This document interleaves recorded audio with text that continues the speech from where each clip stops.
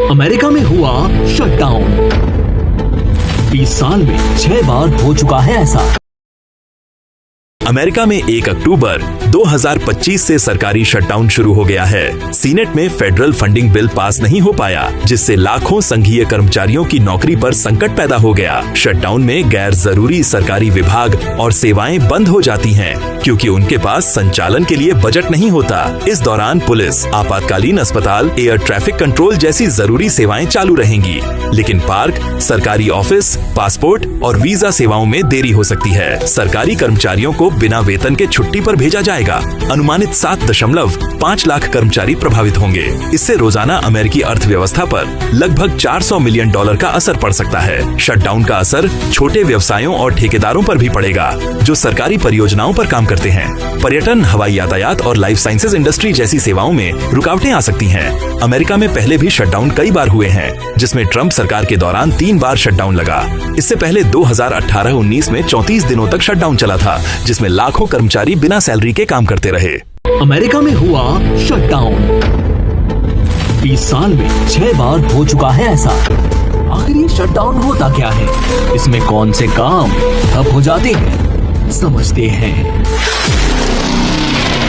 हर साल अमेरिकी सरकार को आने वाले फाइनेंशियल ईयर में कामकाज के लिए बजट पास करना होता है। अगर संसद या कांग्रेस समय पर इस बजट पर सहमति नहीं देती, तो सरकार के कुछ विभागों को पैसे नहीं मिल पाते। ऐसे में शटडाउन की सिचुएशन बन जाती है। 30 सितंबर 2025 को कुछ ऐसा ही हुआ। अमेरिकी सीनेट में फेडरल फंडिंग बढ़ाने के लिए प्रस्ताव पास नहीं हो सका। कानून को आगे बढ़ाने के लिए सीनेट को 60 वोटों की जरूरत थी, लेकिन वोटिंग का अंतिम नतीजा 55-45 रहा, जिसका मतलब है कि 1 अक्टूबर से अमेरिकी सरकारी एजेंसियां कानून व्यवस्था जैसी जरूरी गतिविधियों को छोड़कर बाकी सभी काम बंद कर देंगी। इसका मतलब ही शटडाउन होता है। इस बीच राष्ट्रपति डोनाल्ड ट्रंप ने डेमोक्रेट्स पर सरकार बंद कराने का आरोप लगाया और चेतावनी दी कि वे फेडरल कर्मचारियों को निकालने की प्रक्रिया को आगे बढ़ा सकते हैं। आपको बता दें कि सरकारी शटडाउन का समाज पर बहुत बड़ा इम्पैक्ट पड़ता है। शटडाउन के दौरान जरूरी सेवाएं जैसे police, emergency hospital, air traffic control चलती रहती हैं।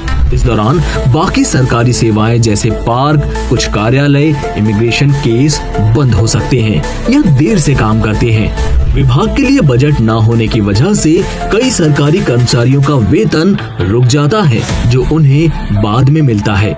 बजट नहीं होता है तो सरकारी कर्मचारियों को छुट्टी भी दे दी जाती है। अमेरिका में 1995 से लेकर अब तक 6 बार सरकारी शटडाउन हो चुका है।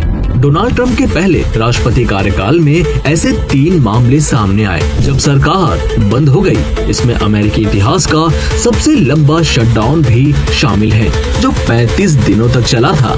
22 दिसंबर 2018 से 25 जनवरी 2019 तक 35 दिनों के लिए अमेरिका का सबसे बड़ा शटडाउन हुआ था। ये शटडाउन भी डोनाल्ड ट्रंप के कार्यकाल के दौरान ही लगा था।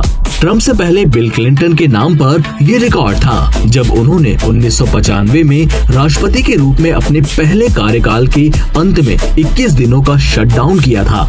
राष्ट्रपति बिल क्लिंटन के कार्यकाल में दिसंबर 1995 से जनवरी 1996 तक 21 दिनों का शटडाउन लगा था। इससे पहले नवंबर 1995 को भी 5 दिनों के लिए शटडाउन हुआ था।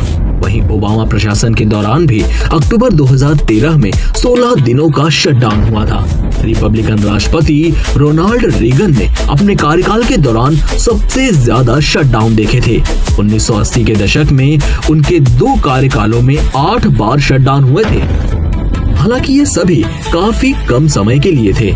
सबसे लंबा फंडिंग अंतराल सिर्फ 3 दिनों का था। मौजूदा शटडाउन के मुताबिक व्हाइट हाउस के प्रबंधन एवं बजट कार्यालय ने 30 सितंबर को एजेंसियों को व्यवस्थित रूप से बंद करने का निर्देश दिया है। न्यू फंडिंग एग्रीमेंट्स के बिना लाखों संघीय कर्मचारियों को छुट्टी का सामना करना पड़ेगा, जबकि हवाई यातायात नियंत्रण, सीमा सुरक्षा और सैन्य अभियान जैसी आवश्यक सेवाएं कम कर्मचारियों के साथ जारी रहेंगी। शटडाउन के दौरान कई सरकारी गतिविधियां बंद हो जाती हैं, राष्ट्रीय उद्यान और संग्रहालय बंद हो जाते हैं। संघीय कर्मचारियों को तब तक वेतन नहीं मिल पाता जब तक कि सरकार की फंडिंग बहाल नहीं हो जाती।